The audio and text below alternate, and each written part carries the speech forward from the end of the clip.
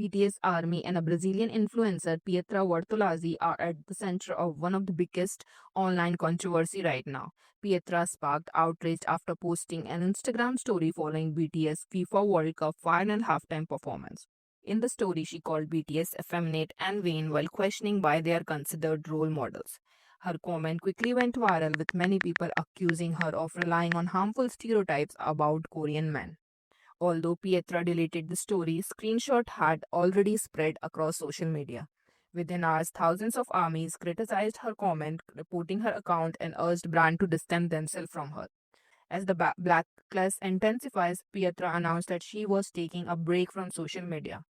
BTS isn't just another K-pop group, they are one of the most successful musical acts in history. They topped chart around the world, broken countless streaming and album sales record, sold out stadium across multiple continents, and built one of the largest fan communities on the planet. BTS became the first band since the Beatles to earn three number one album or Billboard 200 chart in less than a year.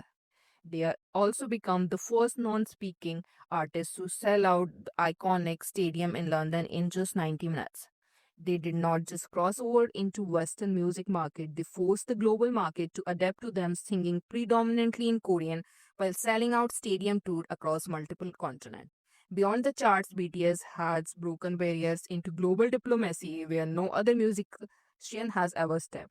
They have addressed the United Nations General Assembly three times. They partnered with UNICEF through their Love Myself campaign to end violence against children, raising more than $8 million through global donation.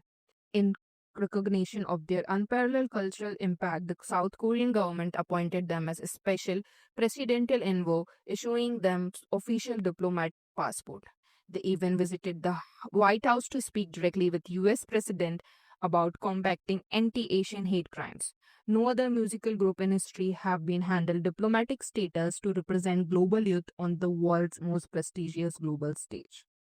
They are also the youngest recipient of the Order of Culture Merit in South Korean history. This level of humanitarian drive and global prestige is exactly why millions of fans treat insult against BTS as an attack on an entity that does genuine good for the world. BTS has spent years spreading messages of love, hope, courage, and self acceptance. They have inspired millions around the world and that deserve respect. What do you think? Did Pietra comment cross a line that should not be crossed or the online backlash too much? Let me know in the comment section.